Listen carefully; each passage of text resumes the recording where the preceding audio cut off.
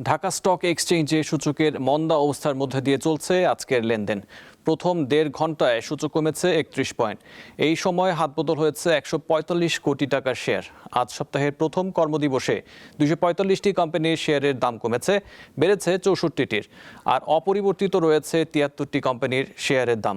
দেশের প্রধান এই পুঁজিবাজারে বৃহস্পতিবার সপ্তাহের শেষ কর্মদিবসে লেনদেন হয়েছিল ৪২৯ কোটি টাকার শেয়ার। এদিকে চট্টগ্রাম স্টক এক্সচেঞ্জেও আজ লেনদেনের সূচকে মন্দা অবস্থা বিরাজ করছে। দর্শক, ঢাকা স্টক এক্সচেঞ্জে আছেন সহকর্মী শাহরিয়ার ইমন, চলে যাব তার কাছে। ইমন, আজ বেশিরভাগ কোম্পানির শেয়ারের দর হারিয়েছে, এর মধ্যে কোন ধরনের কোম্পানির শেয়ার রয়েছে? খাবারের পছন্দ ভিন্ন হলেও মজার বেলায় সবাই এক। আসিফ, দেশের প্রধান পুঁজিবাজার ঢাকা স্টক এক্সচেঞ্জে সপ্তাহের প্রথম কার্যদিবসের লেনদেন চলছে। আমরা যেটি দেখছিলাম যে আজকে কিন্তু আপনার দিনের শুরুতেই কিন্তু আপনার সূচকের একটি নেতিবাচক ধারার মধ্যে দিয়ে কিন্তু আপনার লেনদেন চলছে। যদিও দিনের শুরুতে 10টা 10:15 পর্যন্ত খানিকটা কিন্তু আপনার সূচক আপনার ঊর্ধ্বগতি ছিল, এরপরে কিন্তু সূচকের আপনার দরপতন আমরা দেখছি। এরপরে আসলে সূচকের ওঠানামার মধ্যে দিয়ে এখন পর্যন্ত লেনদেন চলছে। আমরা দেখছি যে প্রায় প্রথম 2 ঘন্টা পরে দেশের প্রধান পুঁজিবাজার ঢাকা স্টক এক্সচেঞ্জের সূচক 21 পয়েন্ট কমে মোট সূচক অবস্থান করছে ৪,৯৭২ পয়েন্টে। এবং লেনদেন হওয়া কোম্পানিগুলোর ক্ষেত্রে আমরা দেখছি বেশিরভাগ কোম্পানি আজকে দর হারিয়েছে, যেটি আপনি বলছিলেন। আমরা দেখছি প্রায় ৮৬টা কোম্পানির দাম বেড়েছে আর দর হারিয়েছে ২১৫টি কোম্পানির ক্ষেত্রে। দামের কোনো তারতম্য ঘটেনি ৮২টি কোম্পানির ক্ষেত্রে। এছাড়া আমরা যদি দেখি যে লেনদেন ভলিউমটি আমরা দেখছিলাম যে এখন পর্যন্ত লেনদেন হয়েছে প্রথম ২ ঘন্টায় প্রায় ১৫৬ কোটি টাকা। তো এই হচ্ছে মোটামুটি ঢাকার বাজারে। আর আপনি যেমনটি বলছিলেন যে আসলে কোন কোন খাতের প্রতিষ্ঠানগুলো দর হারিয়েছে, আপনি যদি লক্ষ্য করেন দেখবেন যে আজকে কিন্তু ২১৫টি কোম্পানির শেয়ারের দর কমে গেছে, অর্থাৎ বেশিরভাগ কোম্পানির দর হারিয়েছে কিন্তু আজকে বাজারে। তো বাজার নিয়ে বিস্তারিত জানতে এই মুহূর্তে আসলে আমাদের সাথে যোগ দিচ্ছেন ঢাকা স্টক এক্সচেঞ্জের সাবেক সিনিয়র ভাইস প্রেসিডেন্ট জনাব আহমেদ রশিদ লালী। আমরা তার কাছ থেকে বাজার সম্পর্কে বিস্তারিত জেনে আসবো। জনাব আহমেদ রশিদ লালী, আপনাকে স্বাগত জানাচ্ছি দীপ্ত টিভির এই বিজনেস আয়োজনে। আপনার কাছে আমরা যেটি জানতে চাই সেটি হচ্ছে যে পুঁজিবাজারে আমরা দেখছি যে বছরের প্রথম কয়েকটা দিন বেশ ভালোই কাটলো, আবার খানিকটা দরপতন দেখছি। তো সব মিলিয়ে আপনি বাজারের এই অবস্থাকে কিভাবে বিশ্লেষণ করবেন?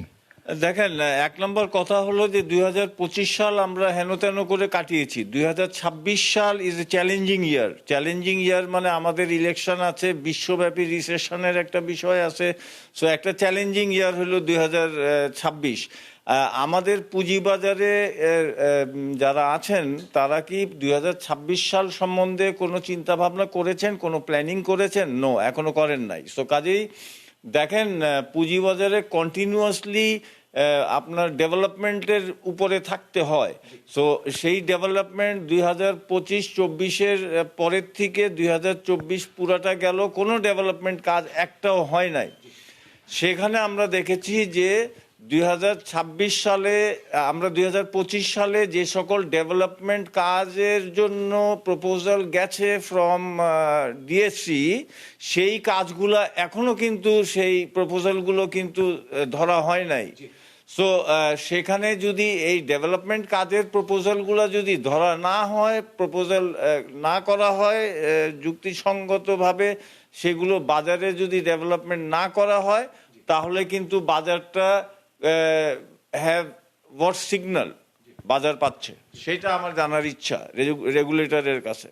আলী ভাই, এখানে একটি বিষয় সেটি হচ্ছে যে আমরা যেটি গতবার দেখছিলাম যে প্রায় 1 বছরের বেশি সময় ধরে বাজারে কিন্তু কোনো আইপিও নেই, নতুন নতুন আপনার কোম্পানি কিন্তু আমরা দেখছিলাম না। সেক্ষেত্রে কোনো অগ্রগতি হয়েছে কিনা?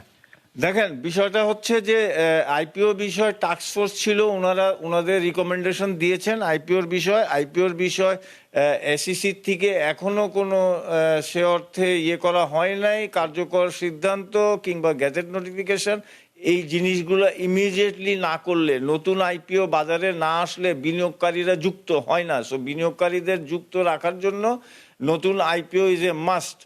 সো এই কাজগুলো ইমিডিয়েটলি যদি না করা হয়, যে সকল টাস্কফোর্স যে সকল দিয়েছিল রিকমেন্ডেশনসগুলো, সেগুলো কিন্তু এখনো কার্যকর হয় নাই সেগুলো। আমরা আশা করছি যে এইসব বিষয়গুলো দ্রুত কার্যকর হোক বাজারের স্বার্থে। আপনাকে ধন্যবাদ। আসিফ, আসলে যেমনটি শুনছিলাম সপ্তাহের প্রথম কার্যদিবসে কিন্তু আমরা দেখছি যে দেশের প্রধান পুঁজিবাজার ঢাকা স্টক এক্সচেঞ্জে সূচকে একটি নেতিবাচক ধারার মধ্যে দিয়ে লেনদেন চলছে, যদিও কিন্তু আপনার 2.5 ঘন্টা লেনদেন বাকি রয়েছে দেশের প্রধান পুঁজিবাজার ঢাকা স্টক এক্সচেঞ্জে, এবং এই 2.5 ঘন্টা পর আমরা বুঝতে পারবো যে দিন শেষে লেনদেনের পরিমাণ কততে গিয়ে দাঁড়ায়, এবং একই সাথে দেশের প্রধান পুঁজিবাজার ঢাকা স্টক এক্সচেঞ্জ ডিএসইএক্স সূচক সেটির অবস্থান কোথায় গিয়ে দাঁড়ায়।